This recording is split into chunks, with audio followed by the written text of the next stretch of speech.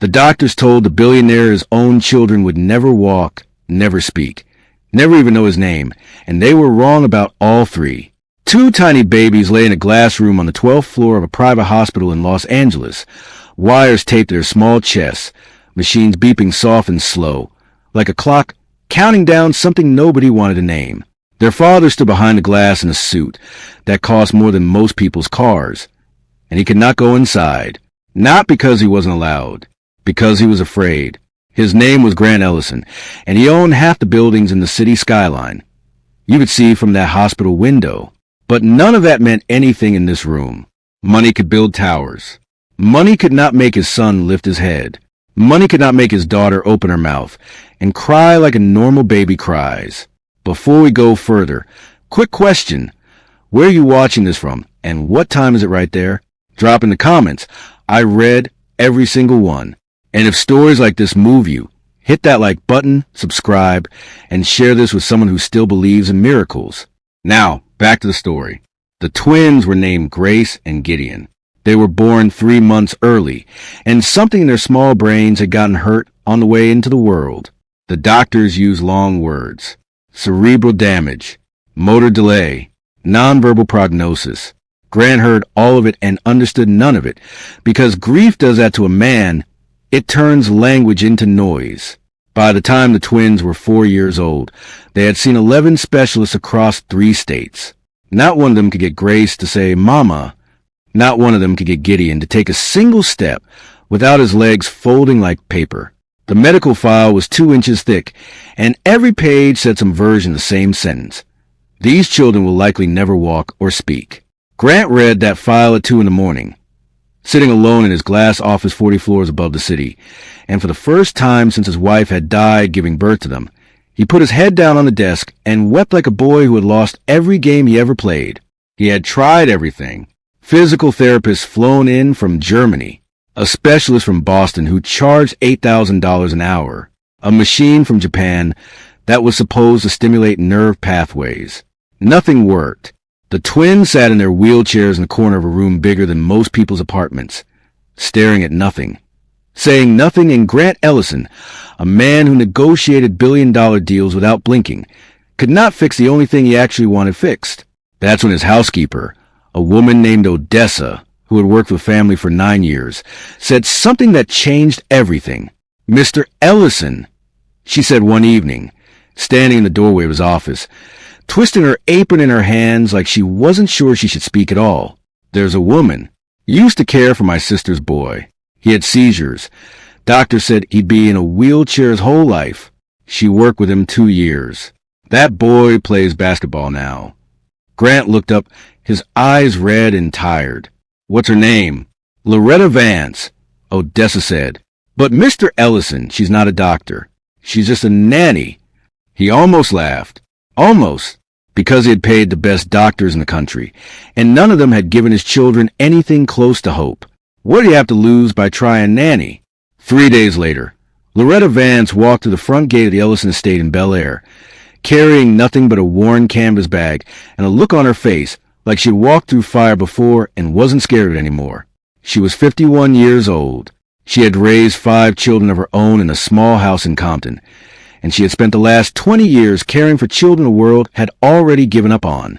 Grant met her in the marble foyer, his assistant hovering behind him with a folder of paperwork nobody would read. Loretta didn't look at the paperwork. She didn't look at the chandelier or the staircase that curved up like something out of a movie or the portrait of Grant's late wife hanging above the fireplace. She looked at the 2 children sitting silent in their wheelchairs by the window, and something in her face changed. She walked straight past Grant, knelt down in front of Grace's wheelchair, and said one sentence that Grant would remember for the rest of his life. "Hey there, baby girl. I see you." Grace didn't respond. She never responded to anyone. But Loretta stayed there, kneeling on the cold marble floor in her church shoes, just looking into that little girl's eyes like she was waiting for a door open that only she could see. Grant almost sent her home that first week, because Loretta didn't do what the other specialists did. She didn't bring machines. She didn't bring charts or clipboards or a team of assistants in matching polo shirts. She sat on the floor. She sang old songs, low and slow, songs Grant didn't recognize, Songs that sound like they came from a church his own family had never set foot in. She rubbed Gideon's legs with warm oil every morning like her own grandmother had done for her when she was small. She talked to both children constantly, even though neither of them had ever said a word back to anyone in their entire lives. His head of household staff complained. "She's not doing therapy, Mr. Ellison. She's just talking to them. Singing. It's not medical." Grant almost agreed, almost fired her on a Friday afternoon in October, standing in his office with the termination letter already printed. But something stopped him. He walked down to the children's playroom to tell her himself, Facito face, the way he told himself he owed her that respect. And that's when he stopped in the doorway, because Gideon, his son, who had never once moved his legs without a therapist forcing them, was gripping the edge of the couch with both small hands, shaking, straining, his face twisted with effort, and he pulled himself up. Grant's whole body went cold. He didn't move. He didn't breathe, because his son was standing, not walking, just standing, wobbling like a newborn deer, holding onto that couch with everything 4-year-old arms had in them, but standing. Loretta didn't cheer. She didn't clap or scream with excitement the way Grant wanted to. She just knelt beside Gideon, steady as stone, and said quietly, "That's it, baby. That's it. You got it." Grant stood in that doorway with tears running down his face, and he tore the termination letter in half without saying a single word. If this story is already giving you chills, that's just the beginning. Stay with me, because what happens next nobody in that house expected. Not even Loretta. Word got out fast in a house full of staff. Within a month, the whole estate was watching Loretta Vance work her quiet, strange magic on 2 children the best doctors in America had already written off. She never explained her methods to anyone who asked. She just kept coming back every single day, 6 in the morning until 8 at night, sitting on that hard floor with Grace and Gideon like she had all the time in the world and nowhere else to be. But here's what Grant didn't know yet, what none of them knew. Loretta had a secret, and it wasn't magic. It was grief, older and deeper than anyone in that mansion could imagine. 22 years earlier, Loretta Vance had a son of her own named Marcus. Wait, no. Let's call him Denny. Denny Vance was born healthy, a strong, loud baby who screamed the roof down the day he came into the world. But at 18 months, a fever took hold of him that no medicine could break, and when it finally let go of his small body, it took something with it. Denny stopped talking. Denny stopped walking. The doctors back then, in a public hospital that didn't have money for fancy machines, told Loretta the exact same words Grant had heard from his 11 specialists. He will likely never walk or speak. Loretta was 19 years old, working 2 jobs, with a husband who left before Denny turned 2, because he couldn't stand watching his son struggle. She had no money for private therapists, no connections, no hope.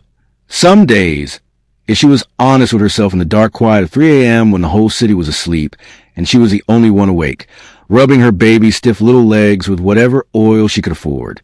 But she never stopped talking to him, never stopped singing, never stopped believing that somewhere behind those quiet eyes, her son was still in there, listening, waiting for a way out. It took 4 years. 4 long, brutal years of a young mother refusing to give up on a boy the whole world had already buried in their minds. And then one ordinary Tuesday afternoon, standing at the stove making dinner, Loretta heard a small voice behind her say, clear as a bell, "Mama." She dropped the pot. She turned around so fast she nearly fell. And there was Denny, 6 years old, standing on his own 2 feet, holding on to the kitchen doorway, looking right at her. He walked. He talked. He grew up to become a physical therapist himself, working in the same kind of hospital that once told his mother he'd never speak a word. That was the secret behind Loretta Vance. She wasn't doing therapy techniques from a textbook. She was doing exactly what she did for her own son 22 years ago in a small apartment with no money and no hope but her own stubborn love. She talked to children like they could hear her, because she believed, no, she knew, that somewhere inside every silent child there was a person waiting for someone patient enough to wait with them. Grant found out the truth about 6 months into Loretta's time with the twins, and it happened by accident. He was working late one night when he heard singing come from the playroom down the hall, soft, low, an old gospel tune he didn't know the name of. He walked toward it quietly, expecting to see Loretta alone with the twins like always. But this time there was a young man sitting on the floor next to her, laughing with Gideon, helping him stretch his legs with the same gentle patience Loretta always showed. "Who is that?" Grant asked one of the staff members later. "That's her son," the housekeeper said. "Denny. He stops by sometimes to help her out. Nice man. Works as a physical therapist over at County General." Something about that sentence hit Grant like a wave. A physical therapist. Loretta's own son. He asked more questions at night. Quietly, carefully, and slowly the whole story came out. The fever, the 4 silent years, the day Denny said mama in the kitchen doorway. Grant sat alone in his office that night for a long time, staring at the twins' thick medical file on his desk, all those expensive letterheads and long, complicated words. And he thought about a 19-year-old girl with no money, who refused to believe her son was gone even when everyone around her had already said their goodbyes. He realized something that no specialist, no machine, no $8,000 an hour doctor had ever told him. Love isn't a medical treatment, but it might be the one thing medicine can't replace. Now, I need you to stay with me here, because everything that happens next is what changes this whole story. Comment below one word that describes how you're feeling right now watching this. And don't forget to hit subscribe before we go on, because this story is about to take a turn you won't see coming. 14 months after Loretta Vance first walked through the gate of the Ellison estate, Grace said her first word. It happened on a Sunday morning in the garden behind the main house, where Loretta liked to sit the twins on the big oak tree and let them feel the wind and the sun on their faces, something she always said mattered just as much as any exercise. Grant was there that day, sitting a few feet away on a stone bench, watching quietly the way he'd learned to do, not hovering, not interrupting, just present. Grace had been holding a small yellow flower Loretta picked for her, turning it over slowly in her fingers, and out of nowhere, in a small cracked voice that hadn't spoken a single word in 4 years, she looked up at Loretta and said, "Flower." The garden went completely silent. Even the birds seemed to stop. Grant didn't move for almost 10 full seconds, like his body couldn't quite believe what his ears had just heard. Then he was on the ground next to his daughter, pulling her into his arms, sobbing the kind of sobbing that comes from 4 years of held breath finally letting go all at once. "Say it again," he whispered, tears falling onto her hair. "Say it again, baby, please." And Grace, confused but smiling at all the sudden attention, held up the little yellow flower and said it again. "Flower." Loretta sat back on her heels in the grass and watched the billionaire cry like a little boy in his daughter's hair. And she didn't say a word. She didn't need credit. She didn't need thanks. She had seen this moment before, in a small kitchen in Compton 22 years earlier, and some moments are too sacred for anyone to interrupt, even the person who made them happen. 6 months after that, Gideon took his first full steps across the living room floor. No couch, no wall, no hand to hold. Just his own 2 feet carry him toward his father, who was on his knees on the hardwood with his arms wide open, waiting. By the time the twins turned 6 years old, they were enrolled in a regular school in Los Angeles, sitting in real classrooms with real children, laughing at recess, raising their hands to answer questions. Grace talks so much now that Grant used a joke she was making up for 4 years of silence all at once. Gideon actually ran, across playgrounds that doctors once said he'd never be able to safely cross without a wheelchair.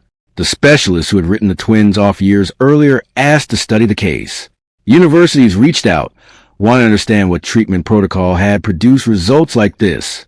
Grant told every single one of them the same thing. There was no protocol. There was a woman who sat on the floor and loved my children until they believed it was safe to come back to the world. But here's the twist nobody in that house saw coming. And it's the part of this story that will stay with you long after this video ends. 2 years after that garden morning, Loretta Vance was diagnosed with serious illness. She kept working anyway, because she said the twins needed her, and she wasn't about to let sickness take that away from her too, not after everything they had all fought through together. Grant offered her anything, the best doctors in the country, treatment overseas, whatever it took. She said yes to some of it, but she never once asked for anything for herself beyond what she needed to keep showing up every single day for 2 children who weren't even hers by blood. One evening, Grant found her sitting alone in the garden under that same oak tree, tired in a way he hadn't seen before, watching Grace and Gideon chase each other across the lawn, laughing, shouting each other's names. He sat down next to her on the grass, the same way she used to sit with his children when nobody else believed in them. "Why did you do it?" he asked quietly. "You could have walked away 100 times. Nobody would have blamed you." Loretta watched the twins for a long moment before she answered. "Because somebody did it for my Denny when the whole world told me not to bother," she said. "I made a promise a long time ago, sitting on a kitchen floor with a boy who couldn't say my name. I promised if I ever got the chance, I'd give another mother, another father, the same thing somebody should have given me back then. Hope, when everybody else was already packed up and gone home." Grant couldn't speak. He just reached over and held her hand. This woman who had walked into his house as a stranger with nothing but a canvas bag and had walked out 4 years later as the closest thing to family he had left. Loretta passed away 8 months later on a quiet Tuesday morning in the fall, surrounded by her son Denny. And because Grant insisted, because there was no other place they belonged, Grace and Gideon, who sat by her bed and held her hands and told her, in full clear sentences the world once said they'd never have, how much they loved her, at her funeral. Held in a small church in Compton packed full of people whose lives she had touched over 30 years of quiet, unpaid, unglamorous love, Grant Ellison stood up in front of everyone. A billionaire in a room full of people with almost nothing compared to him, and had somehow given him everything that actually mattered. And he said this: "The world told me my children would never walk, never speak, never know love the way other children do. 11 doctors told me that. Machines from 3 countries told me that. And they were wrong, because they forgot the one thing that actually heals a broken child. Somebody who refuses to give up, even when giving up would be so much easier." Loretta Vance didn't have a medical degree. She had something better. She had a mother's heart that had already survived the exact same storm, and she used every ounce of it to bring my children home to me. Today, Grace is 13 years old and runs track for her middle school in Los Angeles.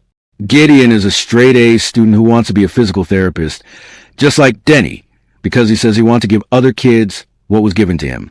And every single year, on the anniversary of the day Grace said her first word in that garden, Grant Ellison closes down his entire company for the day and takes his children to visit a small church in Compton, where they lay yellow flowers on a grave that changed all their lives forever. Because sometimes the people who save us don't wear white coats. Sometimes they don't have fancy titles or expensive degrees or offices on the top floor. Sometimes they walk the front gate carrying nothing but a worn canvas bag, a broken heart that healed itself by healing others, and a stubborn, unstoppable kind of love that no doctor in the world can put in a bottle. If this story touched your heart even a little bit, that's exactly why I make these videos. To remind all of us that miracles don't always look the way we expect them to.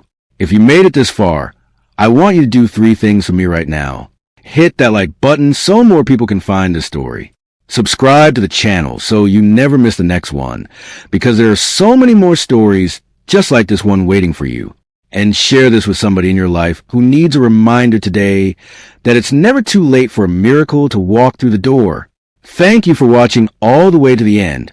I'll see you in the next story.